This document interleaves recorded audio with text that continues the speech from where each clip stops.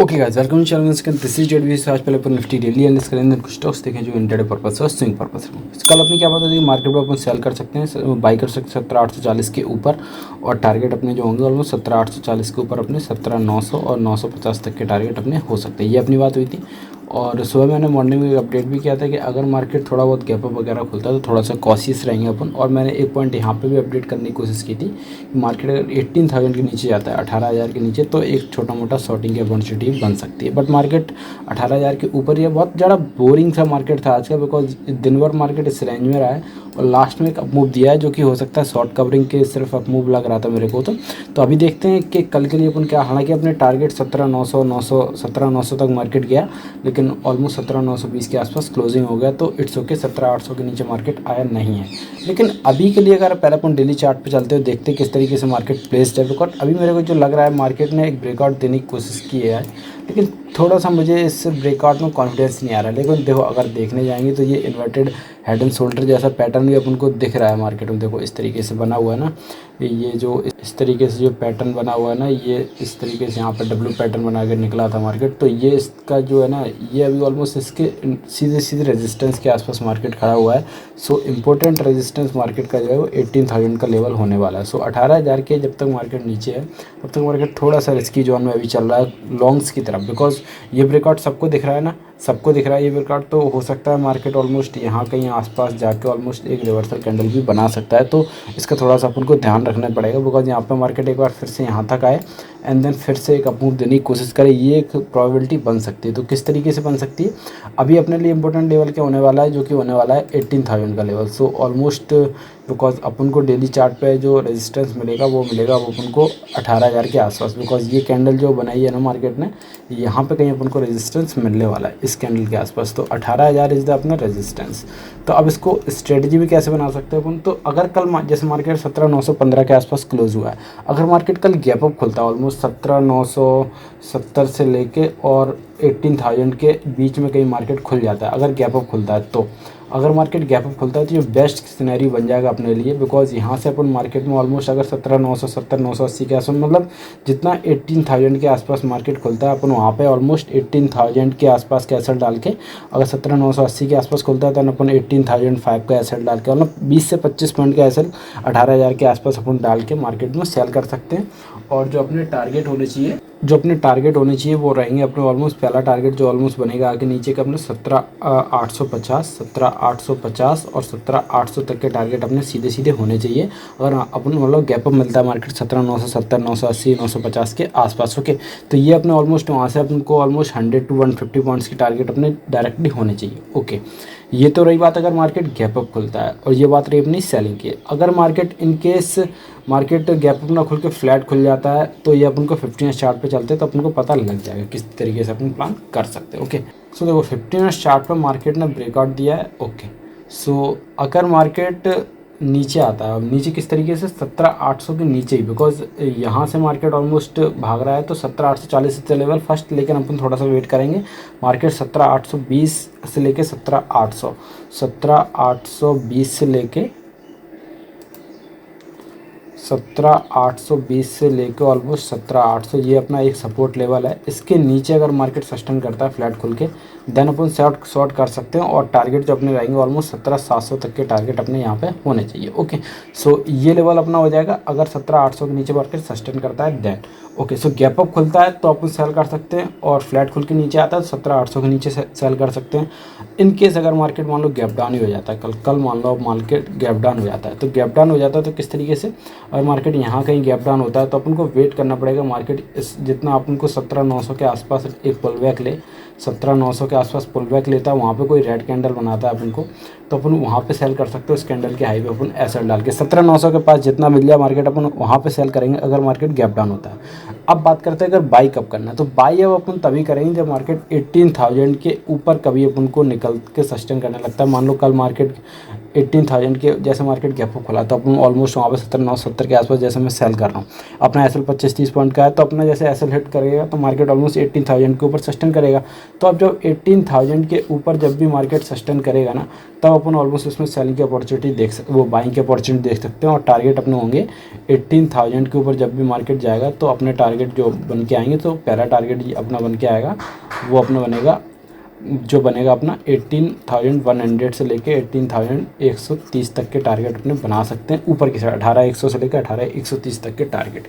Because जिस तरीके से मार्केट ऊपर जा रहा है, मैं आपको सारे स्टॉक्स भी दिखाऊंगा, बिकॉज जिनकी वजह से मैं कह रहा हूँ मार्केट में ये जो ब्रेकआउट हुआ है, ये ब्रेकआउट फेल भी हो सकता है, उसकी बात अभी देखते करते हैं। लेकिन फिलहाल के ये अपने को स्टडी समझ में आ गई। अगर मार्केट गैप अप खुलता है तो 18,000 के आसपास जितना मिलेगा अपन उसको सेल करने के आसपास सोचेंगे, और 18,000 के आसपास का उसमें ऐसा होगा अपना। ओके, अगर मार्केट गैप अप ना खुल के फ्लैट खुलता है तो अपन 17,800 का वेट करेंगे। 17,800 के नीचे अगर मार्केट आता है देन अपन सेल कर सकते हैं, और टारगेट अपने वही रहेंगे 17,700 तक के। और गैप अप के केस में अपना टारगेट पहले टारगेट रहेंगे 17,850 और 800 के, उसके नीचे भी सस्टेन करते हैं 17,700 तक के। ओके, अगर मार्केट गैप डाउन ही हो जाता है 17,840 के आसपास, कहीं इसके नीचे कहीं खुलता है, देन अपन एक रिट्रेसमेंट का वेट करेंगे, मार्केट ऊपर जाए फिर से वहाँ पे कोई रेड कैंडल बनाए, उसके बाद नीचे निकलता है, देन अपन फिर से सेल कर सकते हैं। ओके, सो गैप डाउन होता है, गैप अप होता है, फ्लैट खुल के नीचे आता है अपने लेवल के लिए, 3 केस में अपना बाई सेल कर सकते हैं। अगर मार्केट 18,000 के ऊपर अगर सस्टेन करेगा जाके एक अपना एसएल लेने के बाद, देन अपन बाई करेंगे और एक क्लोजिंग मार्केट को देने देंगे 18,000 के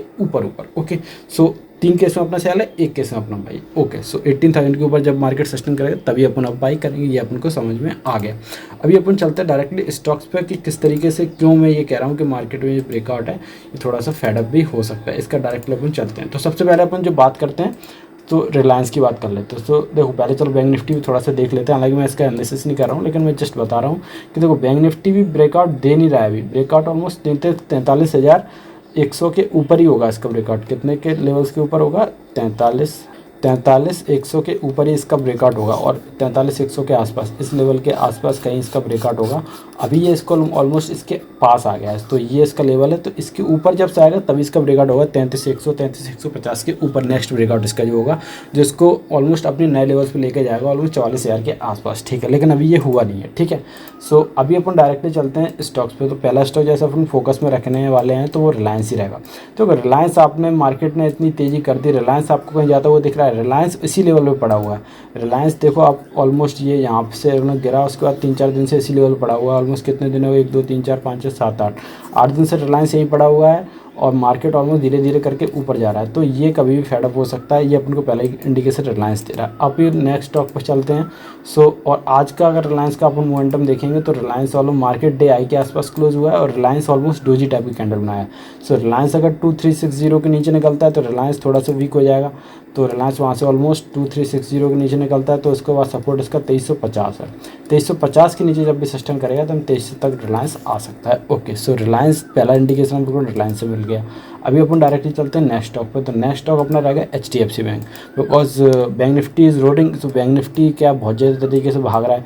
तो HDFC बैंक का कोई भी अपन को जो अपन पैटर्न देखने जाएंगे तो ऐसा कोई ज़्यादा खास बुलिश पैटर्न इसका है नहीं, बिकॉज यहाँ पर ऑलमोस्ट रेड कैंडल बनी है, उसी के अंदर ही अभी ट्रेड कर रहा है, इस मदर कैंडल के अंदर ही ट्रेड कर रहा है। तो ये एक इनसाइड कैंडल्स भी हो सकते हैं, तो कभी भी इसको ब्रेक करता है तो एक मोमेंटम फिर से आ सकता है। तो ऐसा भी नहीं है कि HDFC बैंक बहुत ज़्यादा भाग रहा है, ऐसा कुछ नहीं। हालांकि हाँ, जो PSU बैंक्स हैं वो काफ़ी अच्छा कर रहे हैं। लेकिन आज जो PSU बैंक्स में अगर SBI के स्ट्रक्चर देखने जाएंगे अपन, तो SBI का स्ट्रक्चर अगर आप देखने जाएंगे तो देखो कभी भी क्या होता है, अगर इस तरीके से मार्केट ऊपर जा रहा है, देखो SBI में क्या हुआ है मैं बताता हूँ। SBI लगातार ऊपर जा रहा है, आपने इसकी बाइंग की भी काफ़ी बार बात करी थी, यहाँ पे करी थी, फिर यहाँ पे भी करी थी। अभी ये लगातार ऊपर जा रहा है, लेकिन जब भी हाई के आसपास इस तरीके से डोजी बनती है तो फिर उसका एक ही मतलब होता है, या तो रिवर्सल करेगा मार्केट, या फिर जो इसके ब्रेकआउट लेवल के आसपास खड़ा है तो यहाँ से ब्रेकआउट कर देगा। अभी ब्रेकआउट तो हुआ नहीं है, तो ब्रेकआउट किस केस में होगा? जब मार्केट 560 के ऊपर क्लोजिंग करेगा या 1 घंटा इसके ऊपर सस्टेन करेगा, तब सोचेंगे अपन ब्रेकआउट करिए। लेकिन 560 के नहीं, 570 के ऊपर, 570 के ऊपर, 570 के ऊपर सस्टेन करेगा तब।